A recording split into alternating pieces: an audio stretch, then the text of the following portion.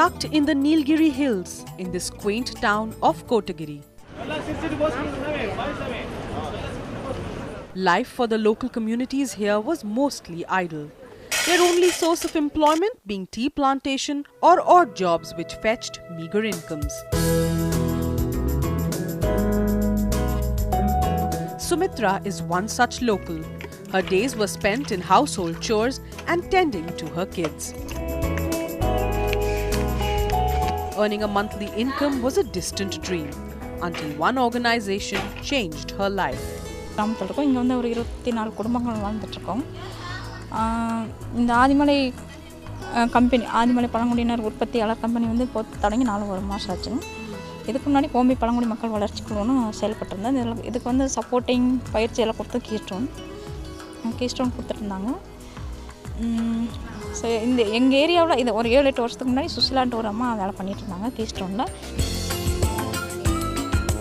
Started by Mathew John, Last Forest Enterprises promotes indigenous products and crafts from small farmers and harvesters. Last Forest, interestingly, as a concept has been there for quite some time, and even actually it's an offshoot from Keystone Foundation, which is a trust. And ever since we started Keystone itself, we felt that marketing has to be one foundation on which you have to build your work in rural areas.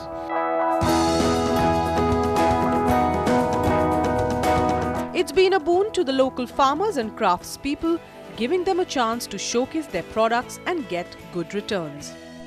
We primarily we are here working with 3 or 4 communities: the Kurumbas, the Irulas, the Todas. I mean, this I'm talking from a market perspective. Though in terms of other activities that go on in terms of conservation, there are many other communities that we engage with. With these communities, the products that come out is honey. You have from the Toda area, you have the Toda embroidery, and recently we worked with the trademark registry, and now we have the geographical indicator for their embroidery, which is a huge step. And so for all these groups, when we take out products, they see it in their own local markets, in Kotagiri, in Kunur and in Uti. It's not that these products are taken out and sent outside. Their policy is simple: to grant fair trade and organic status to marginalized farmers without them having to pay heavily for the privilege. As an organization, we believe that our product is organic, and if it's claimed by the community, or or the community says, or the group that's working with them says that they have paid fair prices, they have fair working conditions, I think it's good enough, and I think we don't need to add those costs onto the entire system as a whole. A growing market gives these rural communities stable employment, and their skills are put to use at the same time. They get upfront cash payment and the assurance that the quantities they produce will be purchased. The thing is the price that we pay for these products. For most products, we give them a higher market price than the prevailing wholesale rate, whatever is available, or what traders pay them.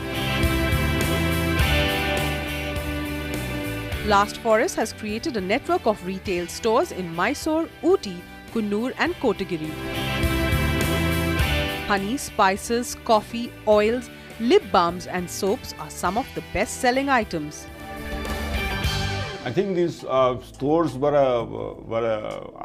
I don't think we ever thought that we would open stores. But our first store, opened in Kotagiri itself, because we realized over time that every time somebody wanted honey, somebody would jump on a bike and run around to give 2 bottles of honey. And it started like that. But then you cannot keep, running around delivering stuff all during the day. And so we said, okay, let's start a shop and see what that impact, how it helps us out. Sourcing the finest organic products while ensuring the producers get good returns. Mathew John's Last Forest is truly an inspiration.